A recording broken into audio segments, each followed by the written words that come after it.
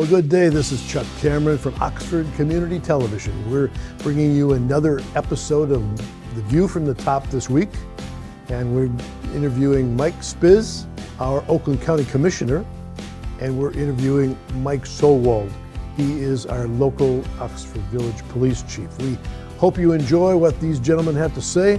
They're our leaders and they have a lot of information, so stay tuned. Good day, Chuck Cameron here with Mike Spisz. Mike, thank you for coming by. Thanks for inviting me. To join us here. The program is A View from the Top.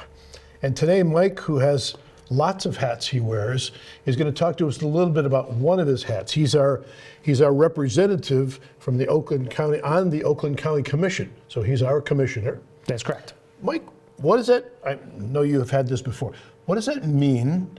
And how did you get involved in that business of representing this area at Oakland County? That's a big deal. The Oakland County Board of Commissioners is made up of 19 individuals. Yeah. I am one of 19, and I happen to represent Oxford, Addison Township, majority of Oakland Township, the Village of Leonard, the Village of Oxford, all of Rochester, and parts of about 25% of Rochester Hills. So we just redrew those lines a couple years ago. So everything changes every 10 years based on census. So I've been a commissioner for roughly 12 years now.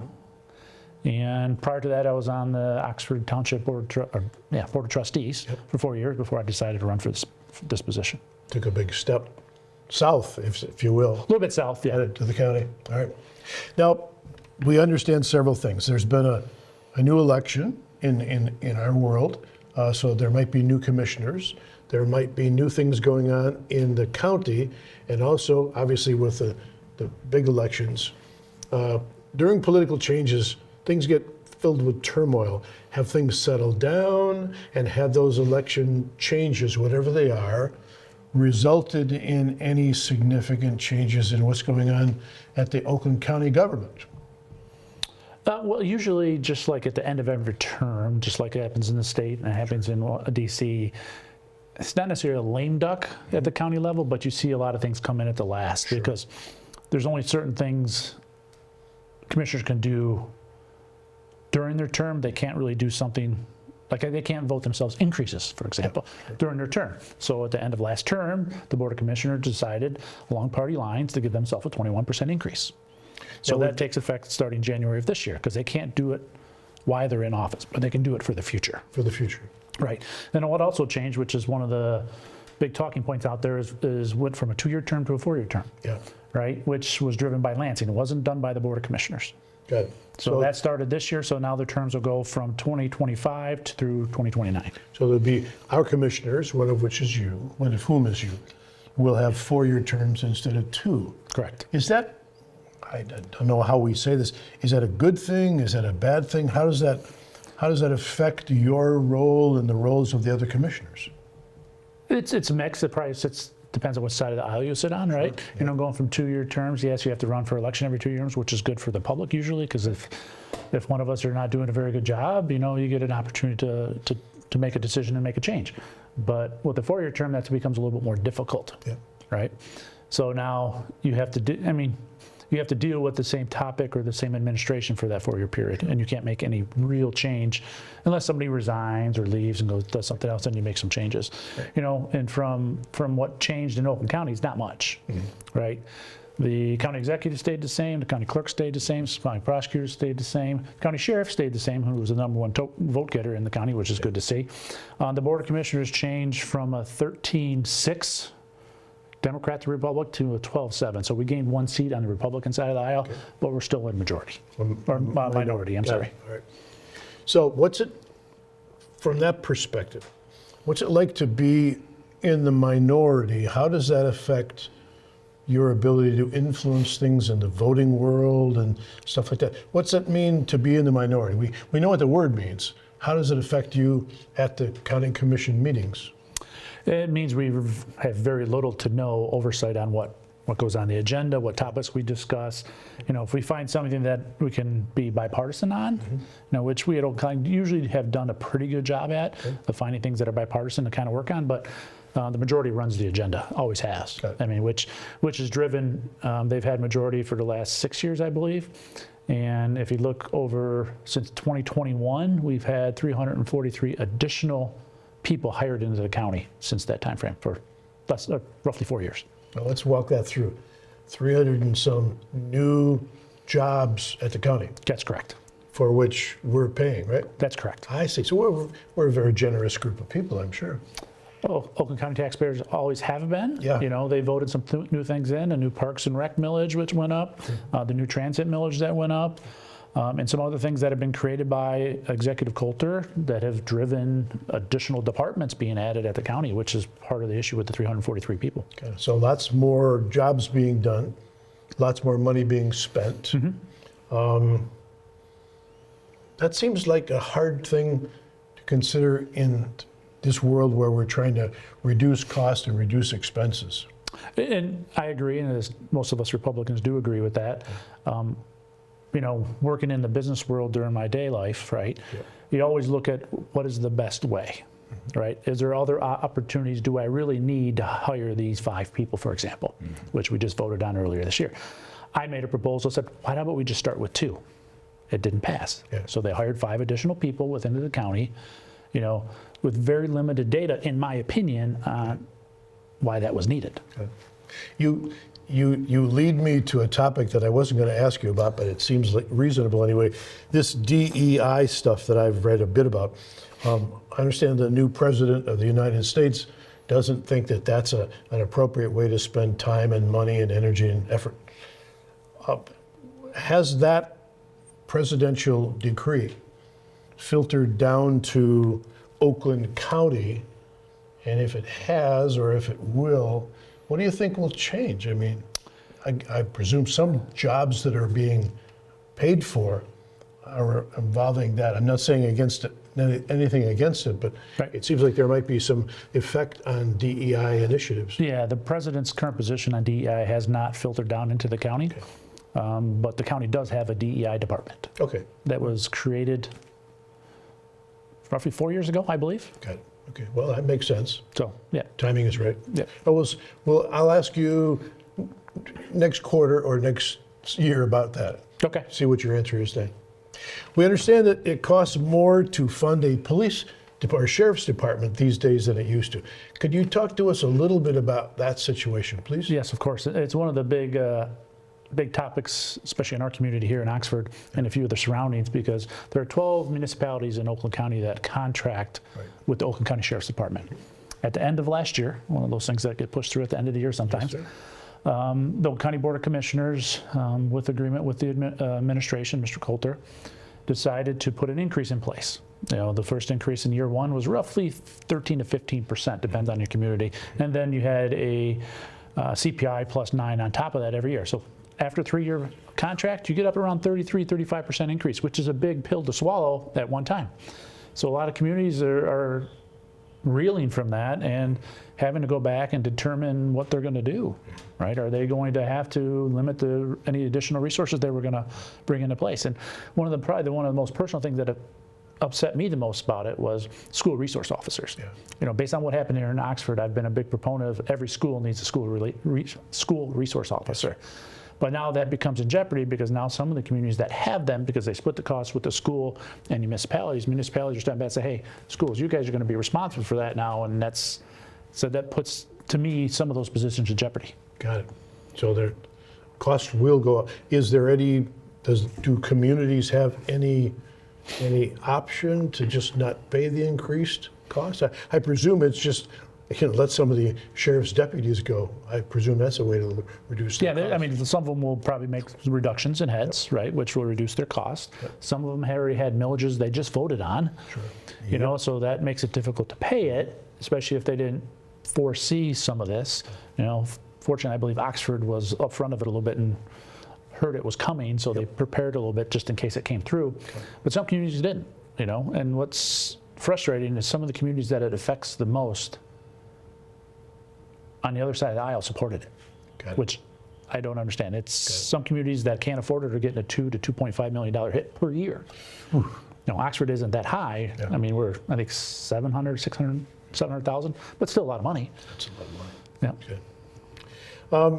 If our viewers your constituents and probably our neighbors wanted to contact your office about one thing or another, how would they get in touch with you? Best way is probably email. Okay. Email, which is my last name, which is Spisz, S-P-I-S-Z. My first one is from M, @oakgov.com. That's probably the best way. And I usually I answer all my own emails, so some people are kind of surprised like that. We don't have a full staff of people that sit there and answer emails and reply to people with canned responses. I do my best to respond to each one of them myself. So sometimes I do my best to do it in 24 hours, but sometimes it may take me 48, especially if I'm thinking about a response. Get it done. Yep. That will be on the bottom of the screen for our viewers to see. They could get a hold of you there. Perfect. Do you get much connection or contact, rather, with the folks in our areas, your constituents, basically? Do they connect with you very often? Occasionally, not as much as you may think. Okay. I might get, if you look at it, somebody reaching out to me 2 to 3 times a month. That's a low number. Maybe once a week. And it's usually about roads, which we don't have a lot of control over. You need to go to the Oakland County Road Commission for that. When we do our best to help, we might be able to put a little bit of extra influence on things happening, but we don't have control over it. So would a civilian be allowed to come to the Oakland County Commission meetings? Are they public meetings or are they super secret? Great point. I'm glad you brought that up. That's probably one of the best things that we should let people know about, right? The Oakland County Board of Commissioners is a public meeting. It's a public forum. We are the only opportunity for any citizen in this entire county to come and make a comment. Okay. You can't go in front of Executive Coulter, you can't go in front of the clerk's office, you can't go in front of the prosecutor's office, you can't go to the sheriff's office, you can't go in front of any of the judges. Right. The only place you have to come and voice a concern is during public comment at the Board of Commissioners meetings. Got it. Right? So when do they meet? How often? What time? It's usually once a month. In the summer, we get up to twice a month occasionally. Usually in the evenings, there is a couple meetings that are during the day, but if you go to oakgov.com under the Board of Commissioners, you can get the complete calendar and look at it. It'll describe where you have to go, what the time, but it's usually 6 p.m. it starts. Is there anything on oakgov.com to describe the agenda? What would be discussed? Yes. Or voted on? Yep, that's all there. Yep, if you go to oakgov.com and go to the Board of Commissioners page, it'll have meeting resources. It'll tell you the dates of all the meetings and all the committees, so not just the board meetings, but the committee meetings. And it'll have, you can download either the agenda or the full packet. So all the information that we get, you get an opportunity to see. So it's all there. All right. Last, you are on a couple of other committees. You have some responsibilities that you were given or you volunteered for in the county commission. What sort of committee work do you do? Why do you do those kinds of jobs? What's the attraction for you? Well, it's always trying to do something a little different. I've been, like I said, I've been on the board 12 years now, so I've sat on almost every committee. Yeah. But surprised I haven't sat on finance because I've let some of the old wily veterans sat on it before me. But this time I decided I was going to sit on finance, so I'm sitting on finance now, and that's where some of these numbers are coming from in a little bit more detail on these resources, which I'm concerned about on the increasing cost and the increasing spend that we are doing at the county. I'm also on public health and safety, but probably one of the biggest ones that you may have heard me talk about in the past is the Human Trafficking Task Force, which is probably one of the things I want to bring up too. We just formed I'm going to say this correctly, cross-jurisdictional task force for human trafficking. With the Sheriff's Department, the City of Madison Heights, the City of Southfield just signed on. This allows those officers that are fighting human trafficking to now cross municipality lines.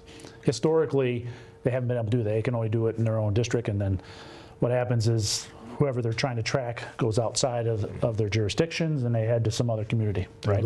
So we just actually had one of our first busts when working with the Madison Heights Police Department.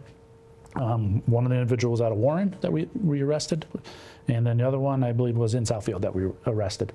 So this is a good first step, but by creating this cross-jurisdictional task force, we expect to see a significant increase in human trafficking cases around the entire county.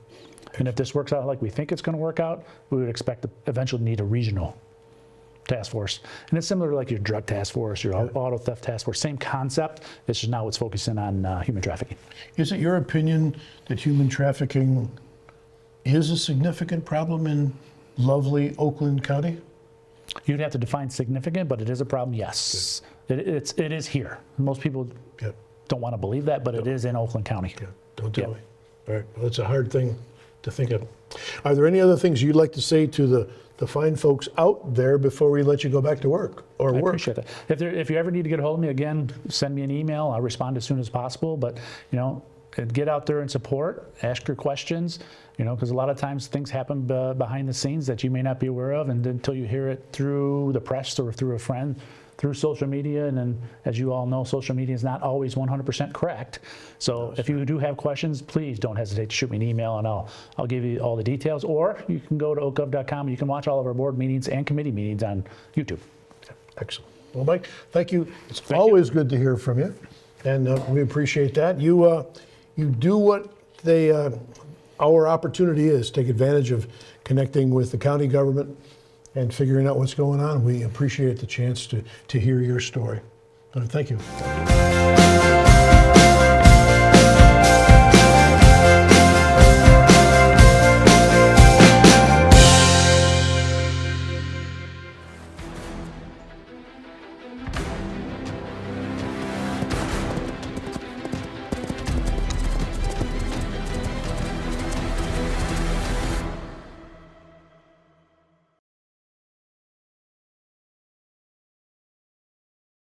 Okay, I'm sitting in there with the police chief, Mike Solwold. Mike, it is good to see you again. It's always good to see you, my friend. Good to see you.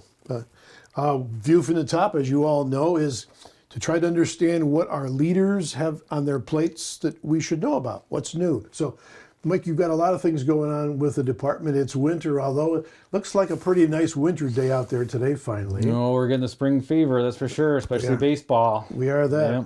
So tell me, if you would, a couple of things that the folks out here in the community should know about that the police department is involved in. I know you've got a lot of training things going on, and I understand you got an award recently, but give us an update on what's new from the police side.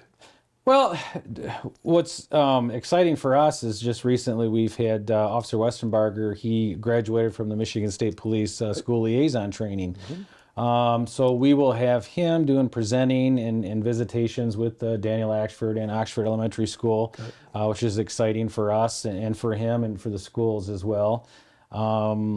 Also, just recently, I think it's been about a month now that we just sponsored a cadet to go into the police academy, and we haven't done that since the 90s. And it was exciting that we had that individual already ready to go in our reserve program, and he had posed a question to me. He says, "Hey, Chief, I've always wanted to be a police officer. How do I get this going?" And I said, "Well, there's a couple of ways. You have to have a degree if you want to sponsor yourself, or a department can sponsor you, and you have to have a commitment." And so we went that route, and I said, "Well, okay, well, let's call the academy and let's get the ball rolling." And he did what he needed to do on his end as far as written tests and physical tests. I did what I needed to do on my end and got him a seat at the academy.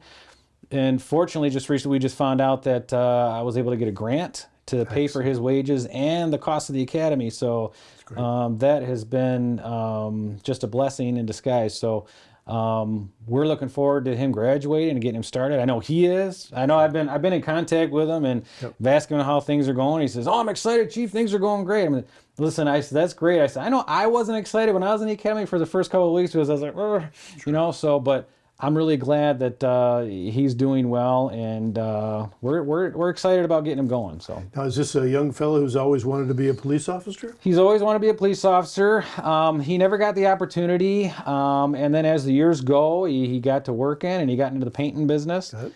He's up there in age now, and he says, "Hey, listen, I really want to pursue a passion of mine," and that's when he got involved with the reserve program. But he wanted to go further than that. He wanted to go above that and beyond. And, I've always liked to say that, hey, if you're hungry, I'm going to feed you. I'm going to feed you as long as you're hungry, and let's see what we can do. And that could benefit us down the road as well. So we're excited about it. Another officer. Okay. As far as law enforcement in the world that you guys live in, is anything changing? Are there any new rules and regulations in 2025 that we should be aware of? Nothing really has changed. The good things that I've seen and changes, I'm actually starting to get applications in now. I'm starting to get interest, so that's starting to turn around. So that's a good thing for our profession. Any other changes? No, just right now in the winter months, we're working on, we're focused on training, getting ready for the spring and summer months. Got it. Keeping our employee status where it is right now. And I'd like to add another part-time or two to help fill in some vacations and training sessions and things like that. So if I had say I was going to go away for a little while in the wintertime, I imagine there are just more than a few Oxford folks who might consider doing that. Does your service provide kind of a review of homes and stuff like that? Tell the folks about what they might need to know about what the police department could do for them while they're away. And we do, and we're proud of this, and this is something we've done ever since I've been here. It's what we call house checks. And if folks go out of town, then they can come here to the station, fill out a form with their address on it, the time frame they're going to be gone, cars in their driveway, anything that we need to look for that may be suspicious. So if you're going to leave a car there, let us know, hey, this is my car. Okay, then I know that belongs there. Walk around the house, check the doors and windows, and make sure everything is secure. We have a book. We write in there date and time that we check the home. Everything is secure. And then you go on to the next day, and then the other rotations and other shifts in the officers, they check as well. So they can call up here, they can come by and fill out the form during business hours, and we will check their home. This is something that we've really always prided ourselves on over the years. I know there are some other agencies that provide that, and we're glad to be able to do that. So, well, it's a close community. That's a nice service that maybe people don't know is available to them. Yeah, I just recently put it on our social media site, and I was getting some comments back that, oh wow, I didn't know you guys did that. That's great. Do other departments do that? My only answer to that is maybe ask your department, and if not, maybe it's something like, oh wow, that's a great idea. I can add that. God knows there's been some ideas that I've taken from somewhere else, but that's a grand idea. I think I'm going to go for that. That looks good. So there's nothing wrong with that. Fortunately, reserve program that we have, reserves, they go out, they have to put in 8 hours a month. So especially in the winter months, hey, go out there and here's the house check book. Go check on these houses. You see anything suspicious, call us out. We'll all check it together. So, excellent. Yeah. I understand our state rep, John Riley, paid a visit to you recently to do an award for something that good, your performance here? Yeah. I think that was a couple of years ago, though. Not anything recently. That wasn't recent. All right. Yeah. But you're still reliable. Oh, we're always going to be reliable. I should make a note of that. Still reliable. Still reliable, yes. Right. And we always pride ourselves on that. So if there's anything, I've had people that have walked in here that have had a question about a ticket that they got, and really, a lot of times, the other officers or departments will tell you, well, hey, there's court information, call the court and set up a court date. You got a question, you can come in here and you can ask me. I've taken a ticket and I've turned it into a warning because your explanation was good. You have a good driving record. We talked about it and we got it worked out. Of course, I want to talk to the other officer and make sure I don't want to undo anything that my other officers have done. But as long as people know that you can come in and you can have a conversation, talk about things, not get on hash bash social media and do it that way. Let's have a conversation. Let's talk about things. Tell me what happened, and we can work things out. Excellent. It doesn't always work that way, but I want people to know that you can walk in here, we can have it. It's not always black and white. So you can walk into the police department and have a talk with folks who are willing to listen to your story, right? Yes. Listen, traffic's a dime a dozen. There's 50 million reasons how I can pull a car over out here. Yep. The idea isn't to see how many tickets we can write and how many people we can make angry. It's about keeping people safe. So fortunately, in our profession, that's what we do. We have to arrest people that commit crimes. We have to write tickets for people that don't obey the traffic laws. But there are some things that are minor things, that there's some things that we can work on to try to help you get better with your decisions you've made on the road, unless it's something major. So I just want people to know that we're all here, we all make mistakes, and let's all just sit down and try to work things out and see if we can't fix it for the future. So your team and the predecessor team have taught an awful lot of people I know is that you mean what you say when you talk about speed limits out here. We have learned that it's important to drive safely. It is, and we all know speed kills. So you want to make sure you're driving the speed limit. You never know if a person or an animal is going to just all of a sudden pop out in front of you. So you want to make sure you're able to stop in a safe manner. Red lights, intersections, those are a major deal too. I know I'm constantly on my guys, and I see the stats, and we are writing the tickets, but sometimes it just seems like you just can't write enough, because if we're not at this intersection, we're on somebody's street because somebody's running stop signs, or they're speeding on their street, or we're taking a call somewhere. So we do our best to move around, but running these red lights downtown, I'm watching people. It seems like they do that more than they need to. And what I always tell everybody, hey, whether it's this intersection, Drainer, or anywhere out of town, when you start to approach an intersection with a traffic light, start to slow down. So that way you're not caught either having to, what some people try to do is kick it up to try to get through before it turns red, or have to slam on your brake, because that will prevent accidents from happening. So when you start to come to an intersection, just start to slow down so that way you can stop in a safe manner. And I'm not seeing people run the traffic light and then it turns red as they're going through. I can count 1, 2, 3, 4, 5 red, and then they go through. I'm like, seriously, what's happening here? And it happens more frequent than it should. It's sad because we're all grown-ups. Yeah. And we all know that means what that means. And nobody's in that much of a hurry. No, they're not. And listen, we've gotten ourselves, and it reminds me of a movie that I saw, Shawshank Redemption. Love that movie. We've gotten ourselves in one big hurry. We need to slow down. Everybody's got 50 million things going on at one time. They got to take their kids here or there, do this, do that. I got to go to this job, get to that. And we've got all this technology at we are just so engulfed in so many different things. Everybody just needs to slow down and focus and keep it safe. I don't know. It's easier said than done, because we all find ourselves in this. Yep.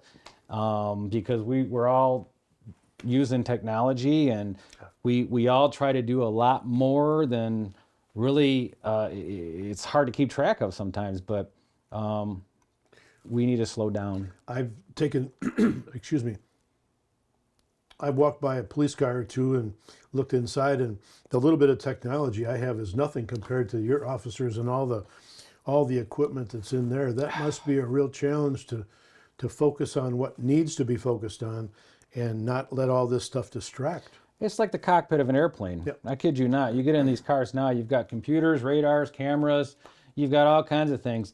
And then, and I get it. I hear people out there all the time like, well, wait a minute, you're going to pull me over for texting and driving? Well, look at all this technology you have that you're using.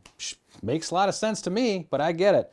But the whole idea is that we are trained individuals that have this equipment that we use for our daily use as far as what we need to do. And we still, as police officers, still have to, I'm not going to be driving down the road and typing and doing whatever. I still have to wait until I come to a stop and then type in the things that I need to do. Stay off the phones and focus on what's in front of me, because not only do I want to focus on what's in front of me, I'm looking around to see what's left, what's right, trying to focus on everything that's going on around me all the time. I was just explaining to one of my officers the other day, I said, think about the totality of the circumstances that's going on with you all the time, not this tunnel vision. So we're constantly on alert and looking back and forth. And if I had a nickel for every time somebody told me this, hey, I saw you the other day and I waved at you. I said, I'm sorry I didn't see you. I stick out. You don't. You all look the same to me out there. There's only one of me and there's thousands of you. So, and please wave. I appreciate that. But yeah, we still have to focus on what we do. But I get it when people say, hey, you guys have all that technology and you're getting us for this. But the main thing is this. People will drive by me and I'll be in the police car and they'll drive. I'm like, What aren't you seeing here? I'm right here. I can't believe your head is down. I know what you're doing right now. So you have to pull them over and say, hey, listen, heads up, off the phone. One job. And the best thing I can tell everybody because like I said, we're all guilty of the phones and the technology. Throw it in the back seat. Yeah. Throw it in the back seat. So you can't touch it. You can't touch it. It's back there. You're not. How in the world we were able to do what we did back in the day and not have to be so accessible? We did just fine. We did just fine. For the last, 5,000 or 6,000 years. We did. Yeah, we did. We did. Well, we want to thank you so much for the work that you and your team do, for giving us a little time.